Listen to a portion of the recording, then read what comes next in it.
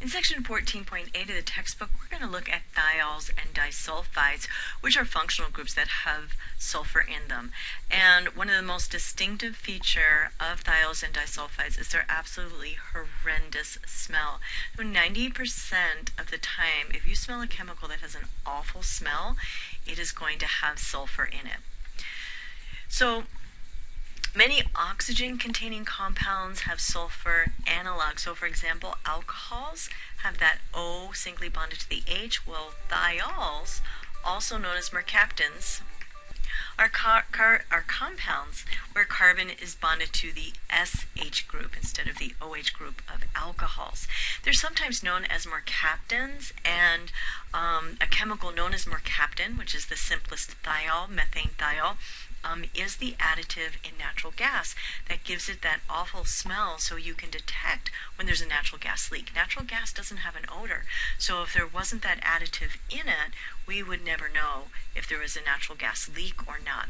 And thiols have such a terrible, terrible smell that even a very, very small amount of this chemical is detectable. So to name a thiol, we simply name the alkane part as we normally would, ending with the ane of an alkane, and then add thiol to the end. And in most of the compounds, we'll have to number where that thiol is going to be. We put that number right before the root alkane name, and we give the thiol the smallest possible number that we can. So if we look here at the first example on the left, this we don't have to number because no matter which carbon the thiol is bonded to, it's going to be the one carbon. So this is ethane thiol. So here we have the ethane root and then thiol.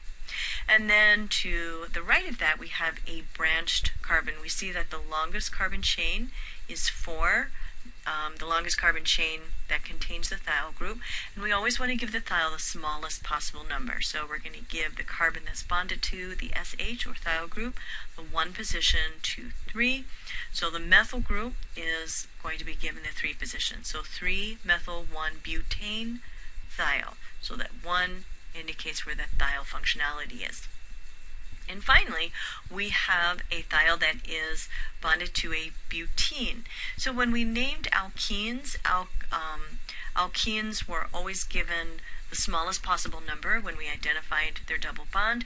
But now that we're looking at a thiol and an alkene, the thiol takes precedent over where the numbering. So we always give the thiol the smallest possible number, and then the alkene the smallest possible number based on where that thiol is.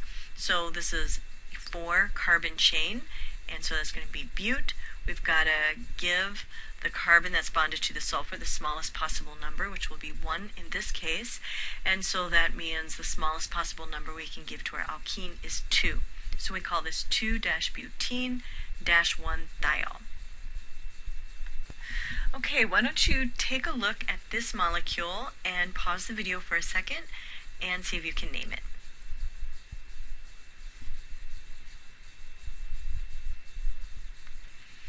Okay, so the first thing you want to do is identify the longest carbon chain that has this thiol group in it. And it doesn't matter if you go up or down the branches or straight left to right, the longest chain is going to be 3 carbons, which means propane thiol is going to be our root.